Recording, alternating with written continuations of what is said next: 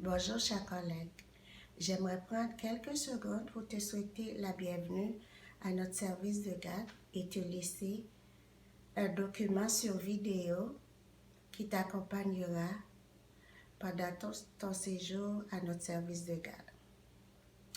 Le vidéo touche les mauvais traitements les plus connus. D'abord, la question qu'on devait se poser, en quoi consistent les mauvais traitements à l'égard des enfants? On entend parler des mauvais traitements physiques, affectifs et sexuels, ainsi que la négligence.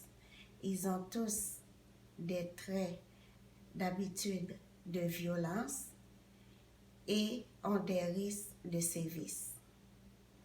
Les mauvais traitements physiques consistent lorsque l'adulte ou le parent utilise la force et des comportements qui causent des lésions, des ecchymoses sur l'enfant, telles que brûlures, morsures, frapper l'enfant, secouer l'enfant, utilise une ceinture ou des objets pour punir l'enfant. Ce sont des causes des blessures sur l'enfant et considérés comme des mauvais traitements.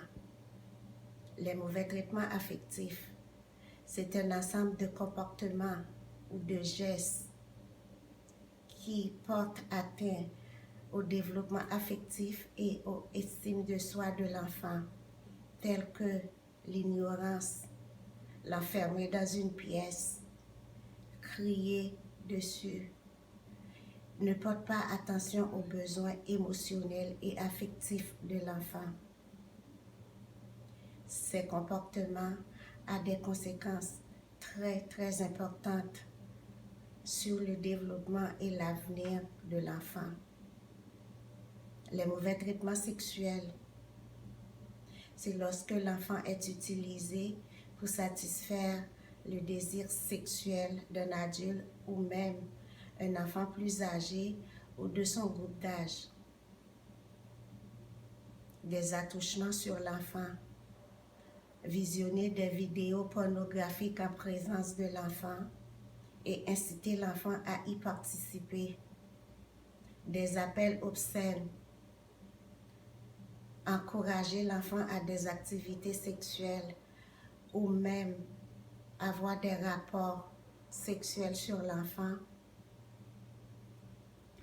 Utiliser l'enfant comme une marchandise à la prostitution ont des conséquences sur l'enfant. La négligence survient lorsque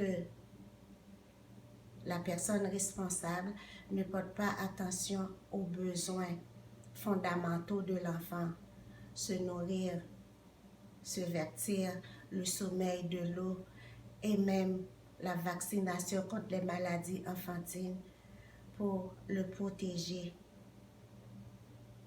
Les indices qui nous font croire qu'un enfant est victime de mauvais traitements. L'enfant s'attache aux étrangers ou à n'importe quel autre adulte. L'enfant a peur des contacts avec ses pairs. Le rendement scolaire est en baisse. Ou l'enfant reproduit les comportements qu'il a été victime avec les jouets ou envers ses pairs. Les facteurs de risque. Les parents qui subissent un niveau de stress très élevé, que ce soit par la maladie, la dépression, la dépendance à l'alcool, aux drogues, la défavorisation sociale et même le manque de nourriture. L'enfant porte les vêtements inappropriés pour la saison ou l'oubli d'une pièce de vêtement. N'oublie pas, puisque l'enfant est en contact avec ces mauvais traitements, plus plus que les répercussions sont grandes et graves.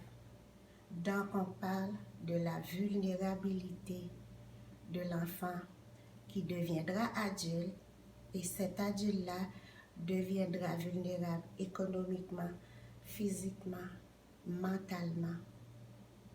Et par conséquent, il devient une personne inadaptée dans la société et aura la difficulté à survivre. C'est pour cela que le gouvernement a instauré des lois qui protègent vous et moi, la communauté, le public. En d'autres termes, la protection des enfants, c'est une affaire publique. Nous sommes tous concernés par la santé, la sécurité des enfants. Si nous avons des doutes autour de nous, même pas des doutes, sitôt que l'enfant verbalise, il faut faire un suivi, car nous devons tous être des protecteurs de nos petits.